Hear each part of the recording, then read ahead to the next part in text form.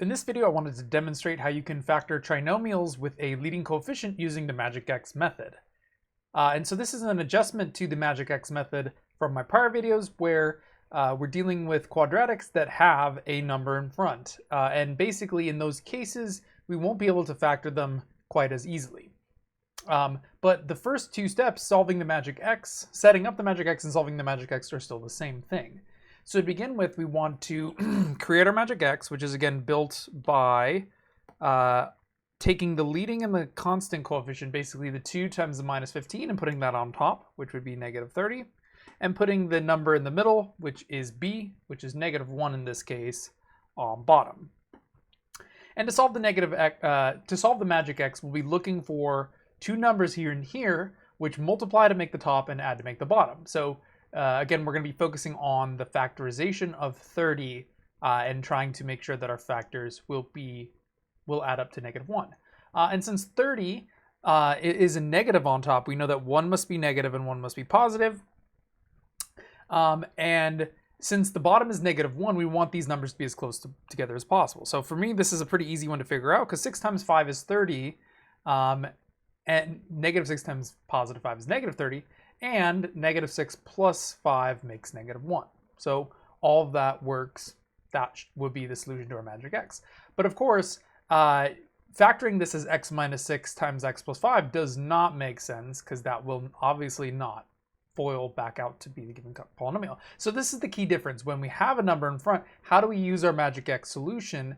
And that's where step 2, well, really this is step 3, but it's a typo. The other step 3 comes into play.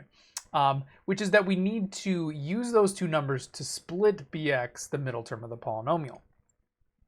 So basically in this particular case, since negative 6 plus 5 makes negative 1, we could break this into two separate terms. Instead of combining like terms, we could break them apart. So basically what I would do first is I would leave the first term the same, but I would split up that middle term into minus 6x plus 5x. And that makes sense because this is the same expression as above because those two combine back together to make negative x. And then again, the value for this is now we've created a polynomial that has 4 terms, which we could then factor by grouping, as we talked about in class, and I talked about that method in a prior video.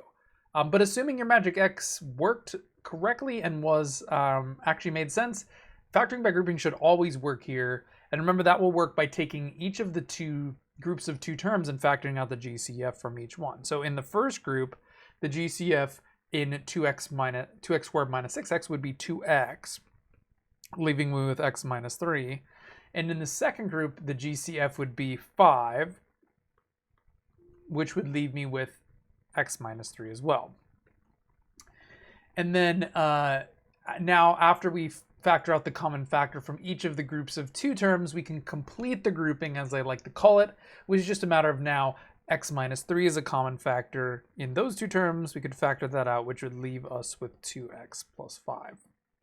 And this would finish the factorization of our quadratic when we have a leading coefficient. And of course, as always, we could check to make sure this makes sense, because if I now FOIL this out, what I would get is, of course, 2x squared minus 6x, which is, what we did when we first split up the term. And in the second part, I have 5x minus 15, which would be this part here. And of course, as we know, those add back up to the original polynomial, which is exactly the reason we did those steps. So in doing this, we're reverse engineering, we're reversing the FOIL, and we're figuring out what are the components we need. So let's do one more just to sort of cover it again. Step 1, set up and solve the magic x. Once we've done that, we can know how to split it up. We'll get 4 terms, and we could reverse that FOIL by factoring by grouping. So in this one, 9x squared minus 3x minus 2, our number on top would be, again, always AC on top, 9 times minus 2, and b goes on bottom. 18, my first guess would be is 6 times 3. And since 1 is negative and 1 is positive, that should work. Negative 6 times positive 3 will multiply to negative 18 and add to negative 3. Sometimes you'll be able to solve them very easily. And of course, sometimes they might not be solvable or they might be really difficult. But always, as always, do your best and try to exhaust all the possibilities before you decide polynomial is prime. And then again, next we need to split up the middle term, so that negative 3x will break down using these two numbers, negative 6x plus 3x. And I'm going to keep the first and last terms the same. Once I've done that, I can factor by grouping, which would pull out the GCF from each pair. So in the first two terms right there, the common factor is 3x.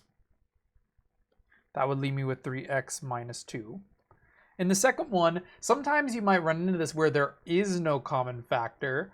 Like here, 3 and 2 don't have a common factor, and x and nothing, no x is no common factor. But if there is no common factor, technically you can always factor out a 1 from anything. And it's helpful to think about it that way, since to complete the grouping method, we always need to have the same binomial within parentheses. Anyways, just factor out 1 when there is nothing else.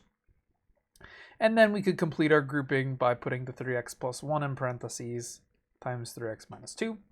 And that would leave us with the factorization of our original polynomial.